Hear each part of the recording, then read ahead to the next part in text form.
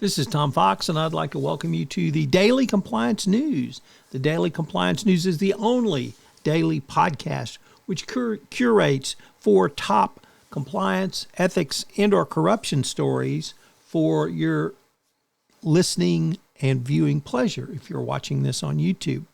We daily look at some of the top stories, and it gives you a great way to start your day around compliant ethics and sometimes corruption.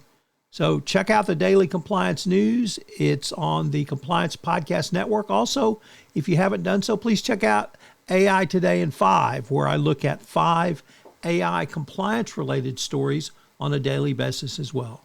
Thank you.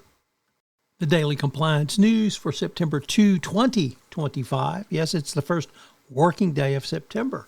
Welcome to the Channeling Linda Ronstadt edition. We begin with that story from the New York Times.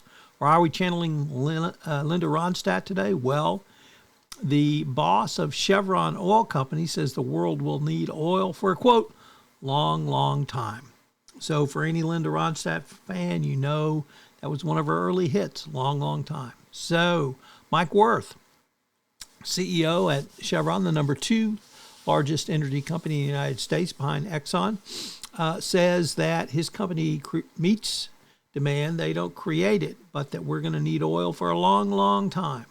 So we're probably going to need the FCPA for a long, long time because guess what?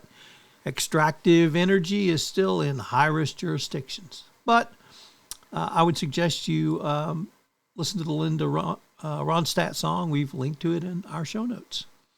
A bittersweet note for the passing of Duke Cunningham.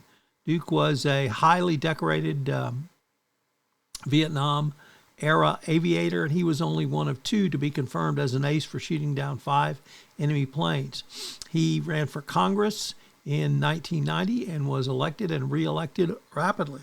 Unfortunately, the corruption bug got him as he pled guilty in federal court in 2005 to tax evasion and conspiracy to commit bribery. Among the favors he accepted from defense contractors were a Rolls-Royce, free rent on a live aboard yacht, and a sweetheart sale of his San Diego County home for nearly $1 million above market value. The San Diego Union Tribune exposed the corruption, revealing that a defense contractor bought Cunningham's house for $1.6 then sold it for $700,000 at a loss. So bittersweet to war hero, but convicted felon, Duke Cunningham. Next up, from the Financial Times, the first of 2 stories, or rather the first story, is that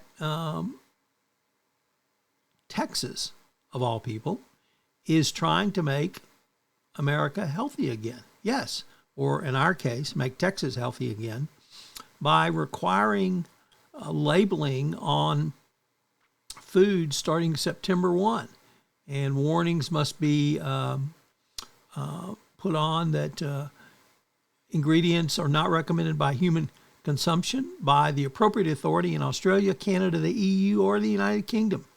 So, and of course, the United States. So it could be as many as 11,000 products. It's designed to identify food additives, and it has to be printed and everything in place by 2027. So how about that? The great state of Texas, chicken fried steaks and beef wanting to make America healthy again. Or maybe it's just make Texas healthy again. Our final story comes to us from the BBC, which reports that, once again, to the great state of Texas, they have banned Chinese from owning land in the great state of Texas. This obviously is anti-Asian and anti-immigrant, but it's wrapped around security issues that will restrict people and companies from China, Iran, North Korea, and Russia from purchasing and renting property in the great state of Texas. The Daily Compliance News is a production of the Compliance Podcast Network and a proud member of C-Suite Radio. Thanks so much for listening. I hope you'll join me again tomorrow.